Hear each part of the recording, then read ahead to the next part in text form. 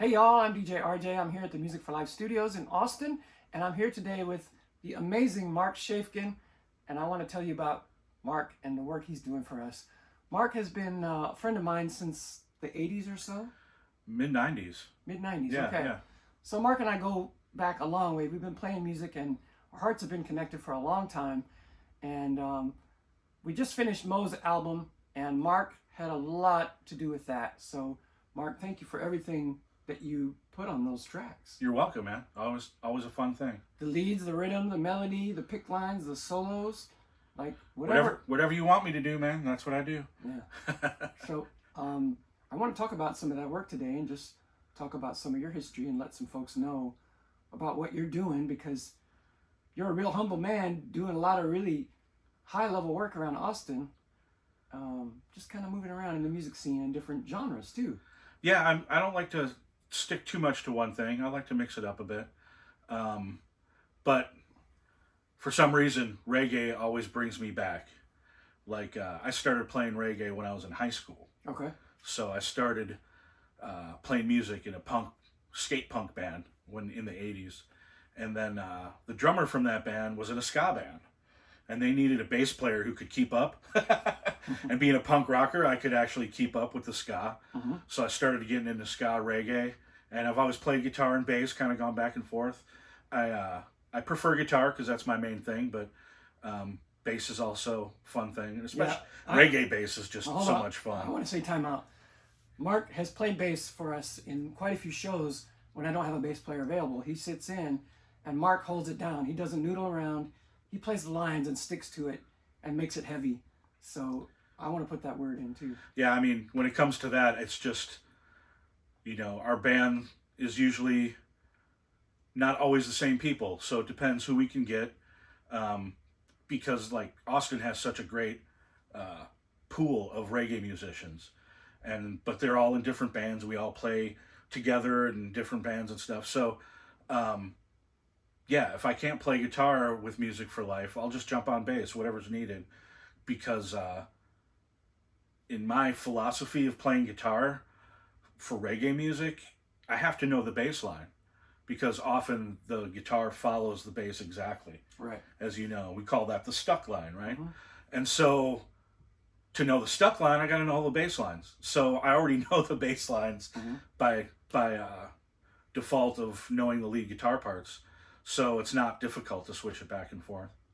And so, Marc, musically, or as far as your business and career, your other life as an audio engineer, apart from the 6-string thing, yeah, you've done a lot of work with video games and sound design. So tell us some of that.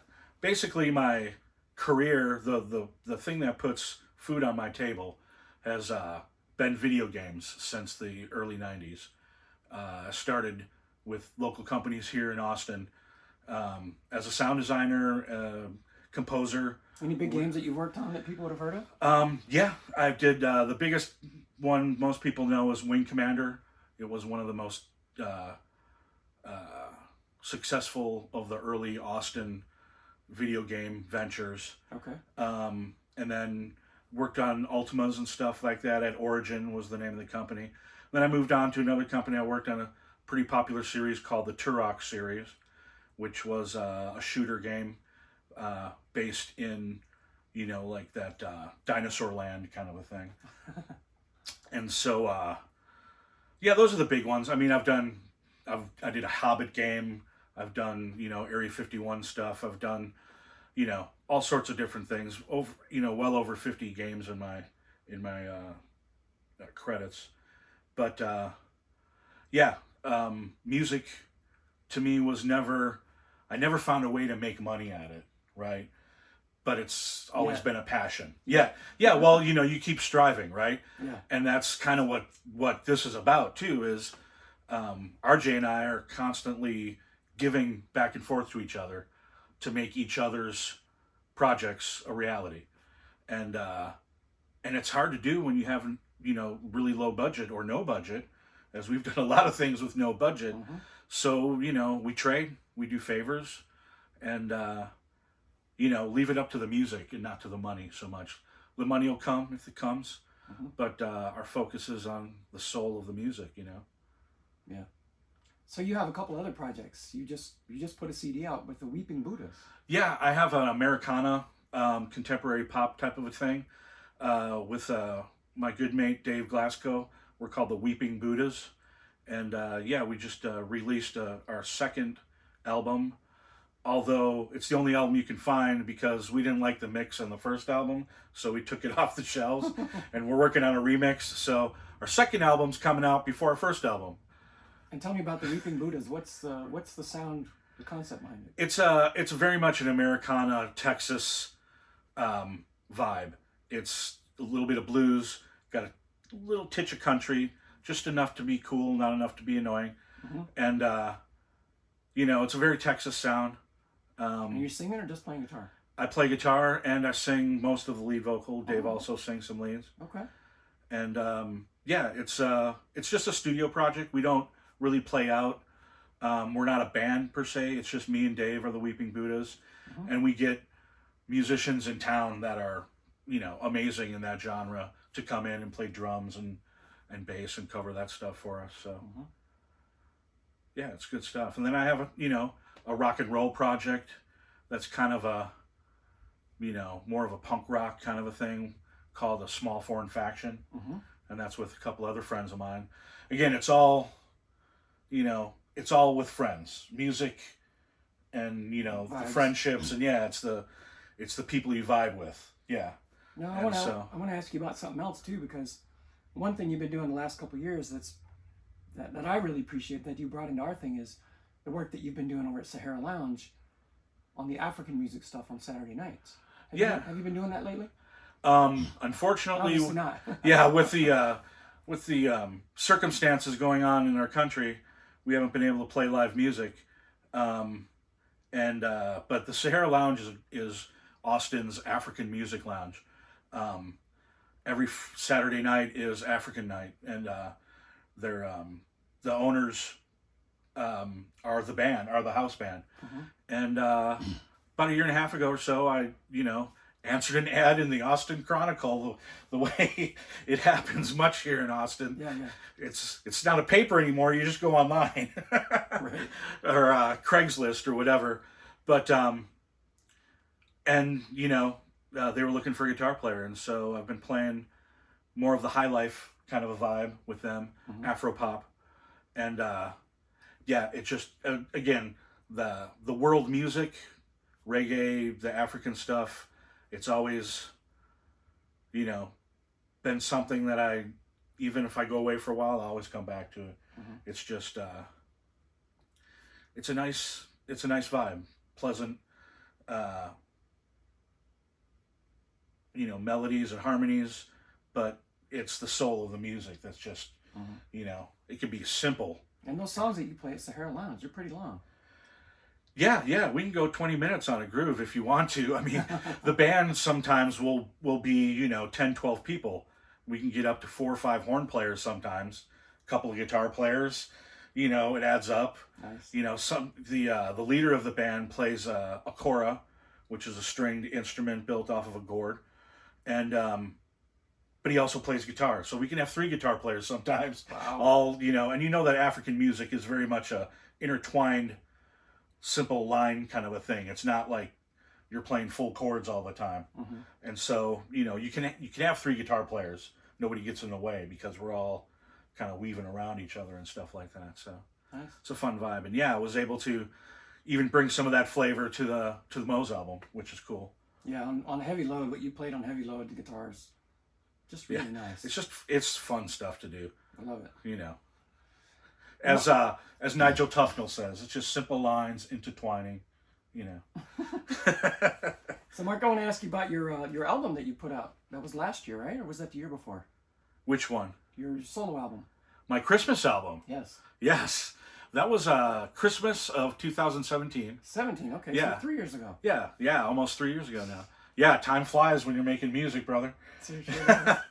So my mate Dave, that I was talking about, the other half of the Weeping Buddhas, at that time had a recording studio that I was helping manage. And in my downtime, I just decided to keep busy. And so for some reason, I just been been threatening to make a Christmas album for a long time because I love Christmas music, but it's the same stuff. There's not a lot of new stuff. So I wrote 12 original Christmas tunes in multiple genres: country, jazz, rock and roll, rockabilly. House. Yeah, even RJ's favorite track is my Don't Stones tune. The Boots and Pants. Yeah, I love that one. It's just fun. And then, like, one of those tracks you recorded at Arlen with a full band. Yeah, I had some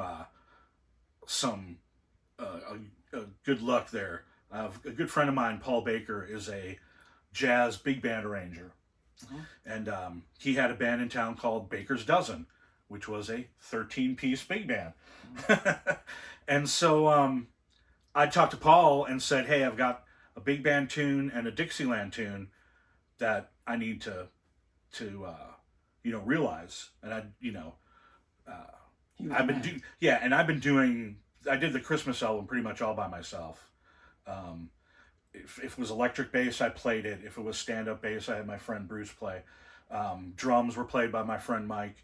But otherwise, I didn't have a budget. So I did it, it was in between the cracks at the studio. So I did most of it myself. But to do a big band chart, you got to have that horn section and whatnot. So, and my studio, Dave's studio that we were working out of, just didn't have the room to do that. So I went to Arlen Studios here in Austin, which is pretty much the most famous, well-known recording studio here in town. And yeah, Paul Baker did the arrangements and he put together the band. And it happens to be my favorite tracks on the album are the ones that I didn't really play on much because those had more musicians than just myself to help bring it to life. And the Dixieland track is a great tune, and my dad was a huge Dixieland fan, so that was kind of a tribute to him. Nice. Yeah. Very cool. So, Mark, you're available, obviously, for studio work. If people need help, you have a studio at home. Yeah, I do. I can do remote tracking from home. I've got a full setup there. If I require, more pristine acoustics and things like that, I have a studio that's just across the highway from where I live that I jump over there and do it at. So yeah, guitar, bass. I also do percussion. I did a lot of percussion on the Weeping Buddhas albums, and whatever needs to fill the holes. Very cool. How can folks get in touch with you if they want to contact you or book you for some studio time? Your website or your phone? Well, you can go to marcschaefgen.com. That has my Christmas album site on there, and but you can also reach me at mschaefgen@gmail.com, which is mschaefgen@gmail.com. Okay. And so pretty much whatever people need to put together. Yeah, I mean, like you said, I do a lot of different genres. I don't do the meatly heavy metal stuff. It's kind of not in my wheelhouse. But pretty much anything other than that, I'm not opposed to. Pop, country, all good music is good music, right? Awesome. Well, Mark, anything else that we want to throw in the mix that we didn't cover? Well, I just want to say, big thanks to you, because like you said, we've been working together for like 25 years or so. And, we're always supportive of each other, and I appreciate your support. Thank you, Mark. And all you do for the reggae music scene here in Austin, because some of you probably know this, RJ is also a DJ, as well as his name's not DJ RJ for a reason. It's for a reason. So, he's working at KZI in his radio program, and he promotes, local stuff and does interviews with people and just basically bigs up the scene here in town. And, I honestly have to say, if it wasn't for RJ, I don't think reggae would be as cool as it was in Austin, Thank you, man. Yeah. Thank you, Mark. Marc Schaefgen. He's my homie for a long time, and I just want folks to know about him. Love and respect is really what we're dealing with here. Yeah. At Music for Life. And if we can help you pull a track together, or if Mark can help you, reach out to us and get in touch. Or if we both. Sometimes you need a little bit of both. Yeah. Reach out and say, hey, Yeah, man. All right. Cheers. Mark, thanks for your time. Yeah, man. Awesome. Good. Cool. That was great, man. 15 minutes.